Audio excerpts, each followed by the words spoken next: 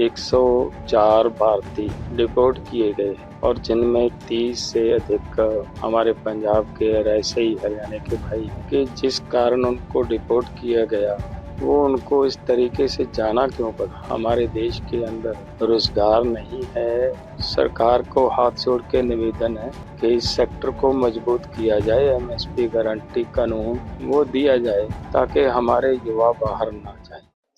किसान महापंचायत में पहुंचे सभी किसान मजदूर और सभी कैटेगरी के लोगों का मैं दिल की गहराई से धन्यवाद करना चाहता हूं।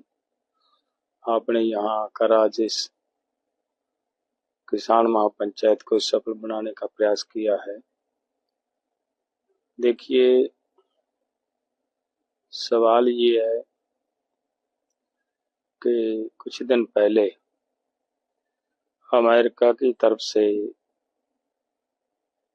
लगभग 104 भारतीय डिपोर्ट किए गए और जिनमें 30 से अधिक हमारे पंजाब के और ऐसे ही हरियाणा के भाई हैं और बाकी पूरे देश से हैं लोग। तो सवाल ये उठता है कि जिस कारण उनको डिपोर्ट किया गया वो उनको इस तरीके से जाना क्यों पड़ा। उसका मेन वजह यही है कि हमारे देश के अंदर रोजगार नहीं है। एम्प्लॉयमेंट की जो कमी है उसकी वजह से हमारे देश के युवाओं को बाहर जाना पड़ रहा है और लोगों को एम्प्लॉयमेंट उपलब्ध करवाने में जो सेक्टर सबसे सक्षम है वो केवल एग्रीकल्चर सेक्टर है। अगर देश का एग्रीकल्चर सेक्टर मजबूत होता, सबको रोजगार मिलता, खेती लाहेवंद होती, तो हमारे नौजवानों को, हमारे युवाओं को बाहर क्यों जाना पड़ता।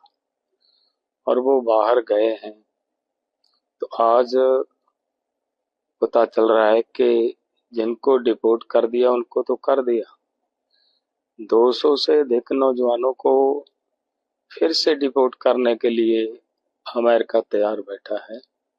ये बड़ी दुखद बात है। तो अगर एग्रीकल्चर सेक्टर में एमएसपी जो हम लड़ाई लड़ रहे हैं, सभी देश के किसानों को एमएसपी की गारंटी का कानून मिले और डॉक्टर स्वामीनाथन के फार्मूले C2+50 के हिसाब से फसलों का भाव मिले, तो मुझे लग रहा है इससे बड़ा और एम्प्लॉयमेंट का सोर्स देश में नहीं होगा। और इसमें सब पूरे देशवासी, हमारे युवा हमारे देश के अंदर काम करेंगे। सो सरकार को हाथ जोड़ के निवेदन है कि इस सेक्टर को मजबूत किया जाए, एमएसपी गारंटी कानून और डॉक्टर स्वामीनाथन का फार्मूला लागू करके वो दिया जाए ताकि हमारे युवा बाहर ना जाए। और मैं ये भी बताना चाहता हूँ, पीछे एक साल में 14,78,000 करोड़ रुपए का इंपोर्ट एक्सपोर्ट में कमियां बढ़ाया गया और यहाँ एमएसपी ना देने की वजह से हमारे देश के किसानों को नुकसान झेलना पड़ रहा है। अगर ऐसा एक साल में इतना नुकसान झेलना पड़ेगा तो खेती सेक्टर लाहेवंद नहीं बचेगा। सो इसके लिए मैं सरकार से फिर से हाथ जोड़ के निवेदन करता हूं कि ये करें। और मैं देश के किसानों और मजदूरों और सभी उन लोगों को भी हाथ जोड़ के निवेदन करता हूं, ये जो लड़ाई लड़ी जा रही है तो एक तरीके से हमारे नौजवानों को हमारे देश के अंदर ही रोजगार देने की भी एक लड़ाई है।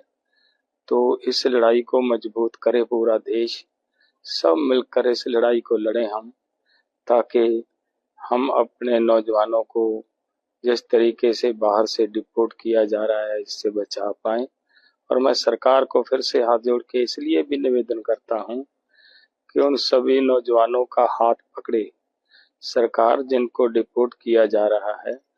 इस तरीके ना तो केंद्र सरकार ने कुछ किया नजर आ रहा है, ना ही पंजाब और हरियाणा सरकार की तरफ से इन नौजवानों के लिए कुछ किया गया है। तो ये तो बहुत बुरी बात है, सरकार को इनका हाथ पकड़ना चाहिए। और मैं फिर से किसानों को निवेदन करता हूं, इस आंदोलन को और मजबूत करें ताकि हम अपने देश के नौजवानों को अपने ही देश के अंदर रोजगार देने में सक्षम हो पाए। बहुत बहुत धन्यवाद। वाहिगुरु जी का खालसा, वाहिगुरु जी की फतेह।